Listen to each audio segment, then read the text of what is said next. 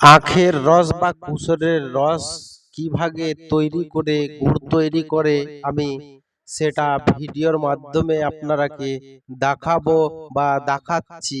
আপনারা আশা করছি ভিডিওটা দেখুন, খুবই ভালো লাগতে পারে বা জানতে পারেন।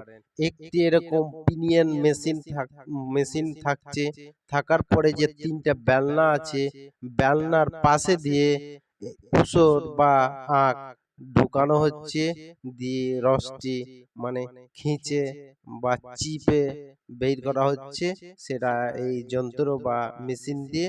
হ্যাঁ, দেখতেই পাচ্ছেন কুশর ভরছে তিনখান চারখান করে, আর মেশিনের সাহায্যে রসটা বের করছে।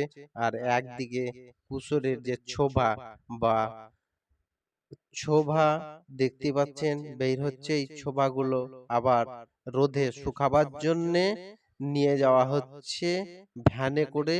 আগে দেখতাম কোনো ডালিতে বা ঢাকি থাকতো বড়, সেইগুলো দিয়ে নিয়ে যাওয়া হতো এই ছোবাগুলো শুকাবার জন্যে। আর দেখতে পাচ্ছেন খুব সহজে ভ্যানটি বা রিক্সাটি ও পাল্টি করে দেওয়া হলো।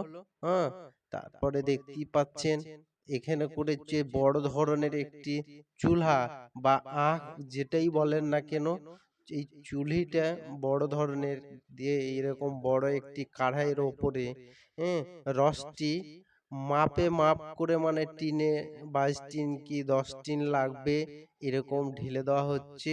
ঢেলে দেওয়ার পরে যে কুশরের রসটাই যে গাদ থাকে বা নোংরাটা থাকে বা কুশরের গায়ে যে কালিটা থাকে, এইগুলোকে ছাকনার সাহায্যে তুলে নিয়ে পাশে ফেলে দেওয়া হয়। তারপরে দেখতে পাচ্ছেন লকড়ি ভরে এই যে এরকম গুড়গুলো এরকম বা মাটির খাদগুলো তৈরি করা থাকে, মানে কাটিং করা থাকে, আর কাটিং এ ঢেলে দেওয়া হয়। এরকম ধরনের চাকি বা গুড় হয়, কুশরের গুড় বা আখের গুড় হয় এইভাবে।